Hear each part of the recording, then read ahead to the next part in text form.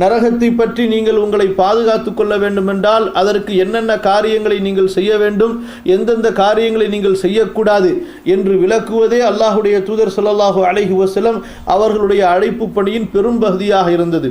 ஒவ்வொரு சந்தர்ப்பத்தையும் ரசூலுல்லாஹி ஸல்லல்லாஹு அலைஹி வஸல்லம் அவர்கள் பயன்படுத்தி நரக நெருப்பை விட்டு நமக்கு எச்சரிக்கை செய்தார்கள். ஒரு சமயம் ரசூலுல்லாஹி ஸல்லல்லாஹு அலைஹி வஸல்லம் அவர்களுடைய சபையிலே அவர்கள் தங்களது தோழர்களுடனே பேசிக் கொண்டிருக்கும் பொழுது ஏழ்மையிலும் மிக மோசமான நிலைமையில் இருக்கக்கூடிய சில கிராமத்து வாசிகள் அல்லாஹ்வுடைய தூதர் ஸல்லல்லாஹு அலைஹி வஸல்லம் அவர்களிடத்திலே வருகின்றார்கள்.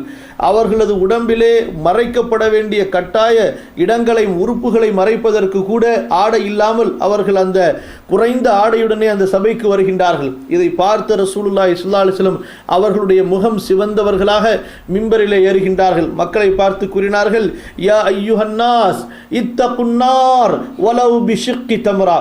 மக்களே, நரக நெருப்பை விட்டு நீங்கள் உங்களை பாதுகாத்துக் கொள்ளுங்கள்.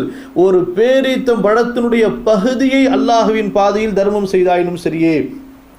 உங்களுக்கு நரக நெருப்பை விட்டு நீங்கள் பாதுகாத்துக் கொள்ளுங்கள். உங்களை ஒரு பேரீத்தம் பழத்தினுடைய பகுதியை தர்மம் செய்ய முடிந்தாலும் அதை தர்மம் செய்தாவது உங்களை நரக நெருப்பை விட்டு பாதுகாத்துக் கொள்ளுங்கள் என்பதாக. இப்போ இது போன்ற பல சந்தர்ப்பங்களை நாம் பார்க்கலாம்.